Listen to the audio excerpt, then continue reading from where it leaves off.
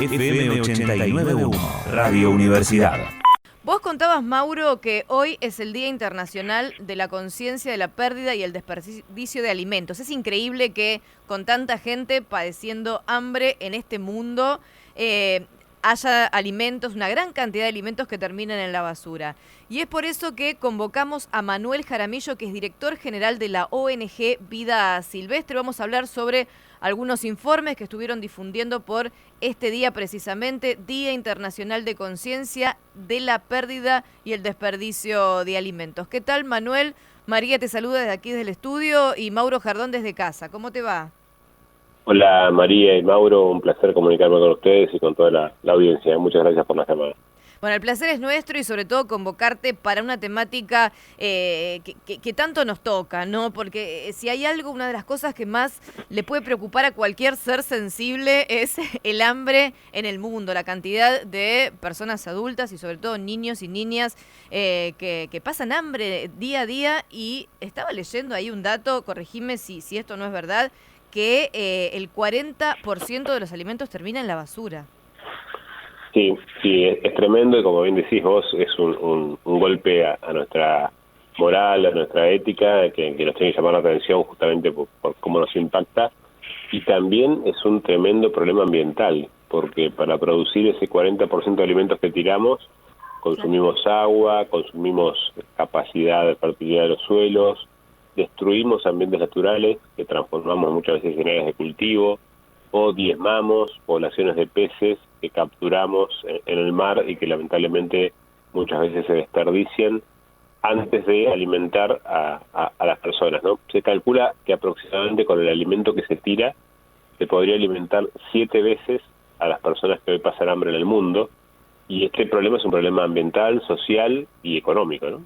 Ahora, con todos estos datos tan concretos, tan claros, comprobados, hay distintas organizaciones que publican datos similares, o sea, son datos indiscutibles. ¿Por qué esto no se soluciona? Bueno, generalmente por una cuestión de costos.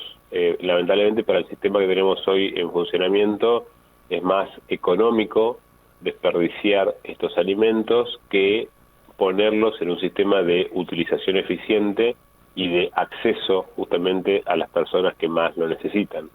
Cuando hablamos de que estos alimentos se tiran a la basura, no quiere decir que no los paguemos. Cuando nosotros vamos a la verdulería y compramos un kilo de cualquier fruta, estamos pagando por ese kilo lo que sabe el verdulero que va a tener que tirar porque no pudo vender, lo que supo el productor originario que tuvo que desperdiciar porque no pudo cosechar, y lo que supo en el caso de que los alimentos manufacturados, que iba a perder aquel que manufacturaba alimentos en el proceso productivo.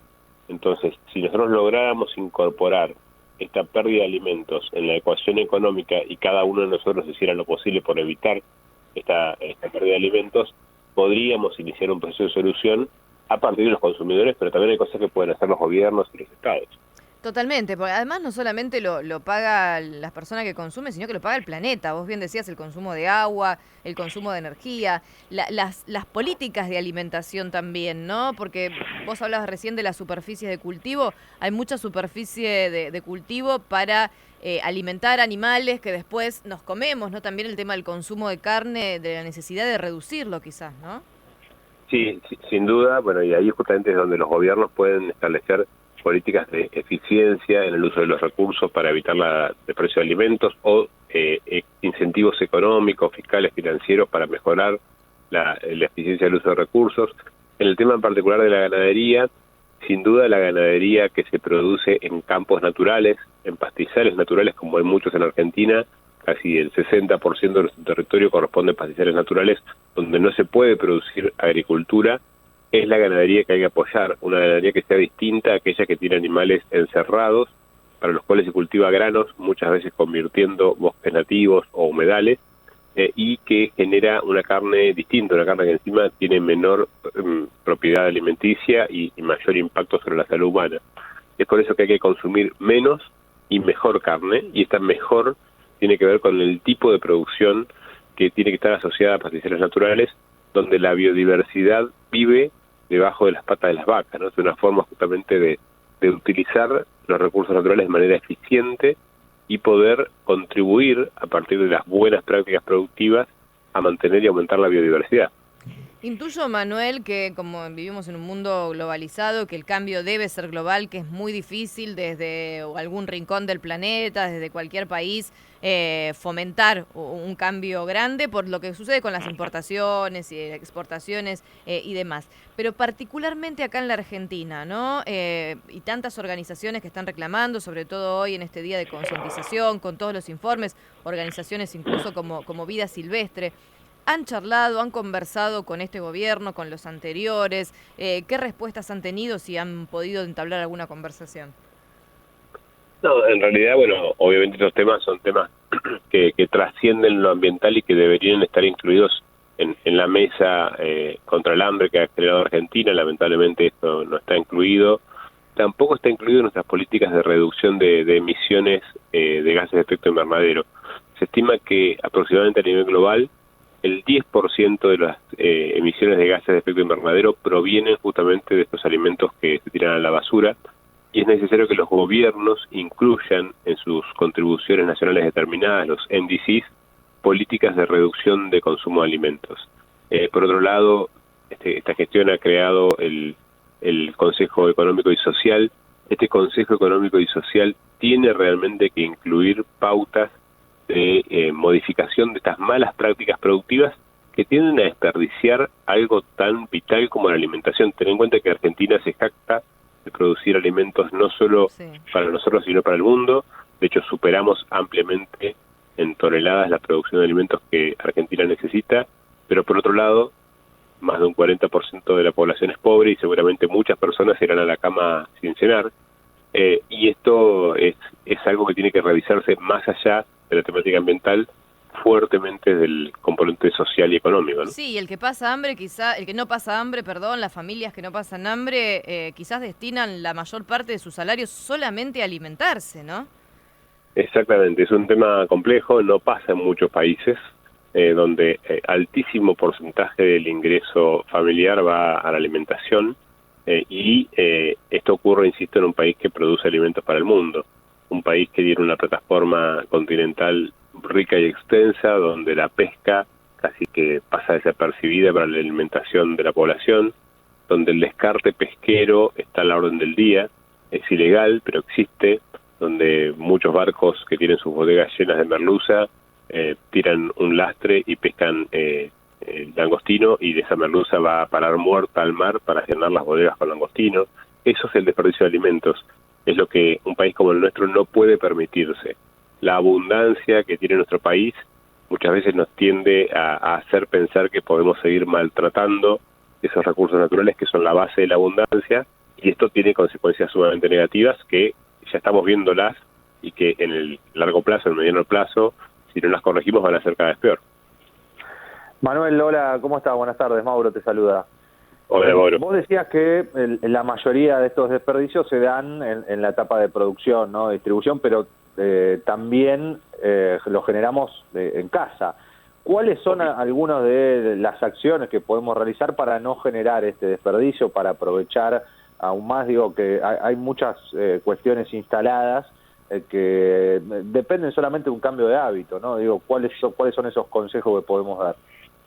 Sí, hay varios, ¿no? Bueno, uno en particular tiene que ver con esta variable estética y de marketing que se ha instalado en el tema principalmente de los productos de verduras y hortalizas. Es como que si la manzana tiene pintitas, no debería ser tan rica ni tan buena, ¿no? Y aquel que puede la deja de lado hasta que se eche a perder y no la consume. Hay verdulerías, discúlpame, Manuel, porque me llamó la atención esto que vos decís, me viene a la mente las verdulerías boutique, que le llaman, ¿no? Donde parece que vas a comprar alhajas en lugar de comida. Exactamente, eso va totalmente en contra de estas políticas de reducción de desperdicio, ¿no? Porque para que esa verdura o esa fruta boutique haya llegado a ese lugar, seguramente en el camino quedaron muchas que fueron descartadas, y si hubieran sido incluidas en un sistema productivo diferencial, quizás no estaría mal, pero el problema es que muchas veces van a parar a la basura, simplemente porque tienen una pequeña falla, una pequeña mala forma, una mancha, y esto hace que van a parar a la basura, pero se cobran igual, insisto, claro. Porque muy posiblemente la manzana boutique que vayas a comprar valga 3 o 4 veces más que lo que valdría la manzana si se hubiera puesto toda a la venta, ¿no? Y ahí, en este tema en particular, tiene que ver con eso, con salir de esos estereotipos instalados fuertemente por el marketing, que tienen que ver con la perfección en el tipo de alimentos que consumimos. Por otro lado, también ser responsables en la planificación de nuestras compras. Yo lo remarqué mucho cuando empezó la pandemia, aquellos que pudimos, fuimos al supermercado, a la verdulería, a la carnicería y nos estoqueamos para salir lo menos posible porque no sabíamos a qué nos afrontábamos. Y para hacer eso generalmente hicimos una lista de qué íbamos a comer cada día de la semana. Obviamente planificamos qué comprar para poder abastecernos, pero sin que se nos echara a perder. Y yo creo que ese fue un momento máximo de eficiencia en el uso de los alimentos. Si no hacemos eso, muchas veces compramos sin planificar y resulta ser que luego durante la semana no pudimos cocinar, tuvimos que viajar, nos quedamos a comer en la oficina y volvimos a almorzar, entonces se nos echó a perder la verdura, la comida ya cocida, ¿no? Y el otro tema central tiene que ver con planificar lo que realmente necesitamos consumir como grupo familiar o, bueno, quienes sean las personas que viven en el hogar, para evitar que haya más producción de alimentos que la que se necesita. Y, sobre todo, también tener buenas prácticas de conservación de las sobras para reutilizarlas en otras comidas, para comerlas a la noche, para congelarlas. Empezar a tener esa pauta que tiene que ver mucho que ver con nuestra economía, ¿no? O sea, hoy sabemos, y como bien lo decías vos, que en la mayor parte de las familias un alto porcentaje de los ingresos se destina a la alimentación. Así que si somos conscientes en reducir la pérdida de alimentos, también vamos a tener un impacto muy positivo en nuestra economía familiar y eso va a tener un doble beneficio. Y sabemos que desde algunas fundaciones, alguna ONG, no sé si es el caso de ustedes, pero se han dedicado a justamente a rescatar esos alimentos que son desechados en algún momento de la cadena de distribución y obviamente repartirlo o tratar de destinarlo a un sector que lo necesite. ¿Esto ustedes lo realizan? ¿Qué te parece que se haga esta práctica? Digo, más allá de que tiene que haber una intervención, como decíamos, del Estado, del gobierno, pero bueno, hay a falta de la acción del Estado, muchas veces surgen las organizaciones, las ONG, las cooperativas que hacen este laburo. Digo, ¿esto existe? ¿Hay mucho? ¿Falta coordinarlo? Hay bastante, bueno, quienes más conozco yo, porque compartimos algunos espacios interinstitucionales, ya sea a Banco de Alimentos. Banco de Alimentos rescata millones de kilos de alimentos por año que si no hubiera sido por su intervención hubieran ido a un relleno sanitario. Pero bueno, para hacer esto hay que tener una logística, hay que tener una planificación, hay que tener formación bromatológica también y articulación obviamente con las cadenas, principalmente con las grandes cadenas de distribución de alimentos. Ustedes saben que bueno, los alimentos se aproximan a su fecha de caducidad, de vencimiento, y si no van a ser comercializados pueden tener un destino rápido y eficiente, pero tiene que ser obviamente antes de su fecha de vencimiento. Y esta articulación de logística es compleja, suele ser costosa, pero es necesaria ambientalmente para poner en valor el impacto ambiental que ya tuvo la producción de este alimento y socialmente para poder dar respuesta a las necesidades de muchas personas en el país y a nivel global, ¿no? Así que el Estado debería estar mucho más presente aún en estas políticas, pero donde no lo está, hay organizaciones de la sociedad civil, no es el caso de Vida Silvestre porque somos una organización más de perfil ambiental, que trabajamos en terreno con estas cosas, pero que es central, justamente porque el problema no se reduce solo a no tirar la comida. El problema se complejiza porque esa comida tiene que estar disponible en tiempo y forma para que sea accesible a las personas que realmente lo necesitan. Claro, sí, ya hay cuestiones que también tienen que ver con las cadenas de producción, como decíamos antes, que son bastante complejas y que en muchos casos empiezan con que están atentando contra las libertades y demás, y nos encontramos con esos discursos que a veces presentan tantas resistencias, ¿no? En este día en que se está concientizando a nivel internacional sobre la pérdida y el desperdicio de alimentos, ¿qué otros datos, Manuel, nos podrías contar acerca de todos estos informes que existen, que están comprobados científicamente, más allá de que 40% de los alimentos terminan en la basura? Sí, lo podemos poner en números, ¿no? Sí. 2.100 millones de toneladas de alimentos van a parar a la basura. cuesta, yo realmente a veces he intentado ponerle un volumen a ese dato numérico y es muy difícil, ¿no? O sea, generalmente cuando hablamos de superficie comparamos tanto como la Ciudad de Buenos Aires, lo que fuera, bueno, esto no hemos hecho ese ejercicio, pero es muchísimo alimento que se arroja. Y lo que es increíble es que nosotros seguimos convirtiendo ambientes naturales, como los bosques, los pastizales naturales, los humedales, con la excusa, con el discurso de que es necesario para alimentar el mundo. Seguimos utilizando toneladas de productos agroquímicos con la excusa de que es necesaria para producir alimentos para alimentar el mundo. Y el 40%, es muy cercano a la mitad de lo que producimos, se desperdicia. Entonces, nosotros realmente necesitamos cambiar esa ecuación, esa relación, para evitar tener que seguir generando un planeta que ya nos está dando mucho más de lo que puede. En un mundo, en un planeta en el cual se espera que para el 2030 seamos alrededor de 10.000 millones de personas. Es decir, sí, que ya hayamos agotado todo lo que el planeta nos puede dar, o sea, que ya no va a producir nada nuevo. Exactamente, o sea, tenemos otro dato fuerte que es el día del sobregiro en la Tierra, sí, que nos indica el momento del año en el cual nos consumimos todos los recursos que el planeta podía darnos durante ese año. Este año, el 2021, ese día fue el 21 de junio. Sí. Eso quiere decir que desde el 29 de junio hasta ahora, o hasta fin de año, vamos a estar consumiendo recursos a cuenta de lo que podría producir el año próximo. Y eso lo venimos haciendo ya desde hace unos 30 años aproximadamente. Y es por eso que el interés que nos paga el planeta por ese préstamo que nos hace es el cambio climático, es la degradación, es la inequidad social, y son los intereses más caros quizás, y que a veces pasan desapercibidos, pero que en algún momento hay que pagarlos, y suele ser muy duro, ¿no? Cuando hay que pagarlos, porque tenemos desastres climáticos, tenemos migraciones de refugiados climáticos, de refugiados también sociales o ambientales.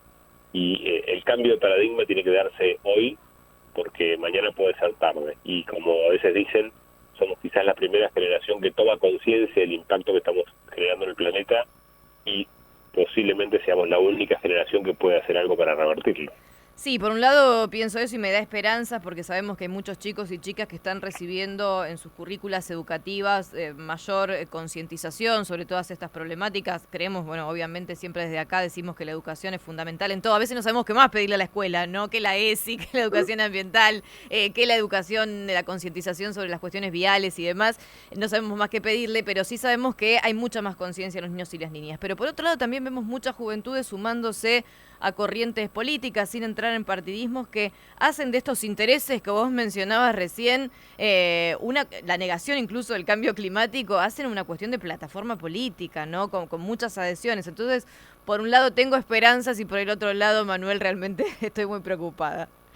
Claro, un ambientalista, por definición, tiene que ser optimista, porque sí, si no fuera optimista sería muy difícil promover justamente las cuestiones que necesitamos hacer para cambiar este vínculo con la naturaleza, que en realidad nunca debimos perder, ¿no? O sea, la especie humana tendió a pensar en algún momento que era algo distinto a la naturaleza, y ese es el mayor error. Recuperar el vínculo con la naturaleza nos va a permitir reorganizar nuestras pautas de producción y de consumo, y si no, el cachetazo, podríamos decir, va a ser muy fuerte, ¿no? Porque realmente el planeta tiene enorme capacidad para ponernos en caja y para mostrarnos cuando lo afectamos demasiado de que las cosas por ese lado no van a funcionar. Sí, dejar de pensar que este es el único planeta que tenemos, como se dice, y empezar a pensar que es el único planeta que somos. Manuel, muchísimas gracias por esta charla. Un abrazo. Un placer muy grande. Muchas gracias a ustedes por el tiempo. Hasta luego. Manuel Jaramillo, director general de la ONG Vida Silvestre, hablando acerca del Día Internacional de Conciencia de la Pérdida y el Desperdicio de Alimentos. 40% de los alimentos terminan en la basura. Alrededor de 800 millones de personas no tienen cubiertas sus necesidades alimentarias y padece hambre. Parece paradójico, parece un chiste negro, pero es una realidad horrible. Desde la Universidad Nacional de La Matanza, Radio Universidad FM 89.1. Siempre cerca.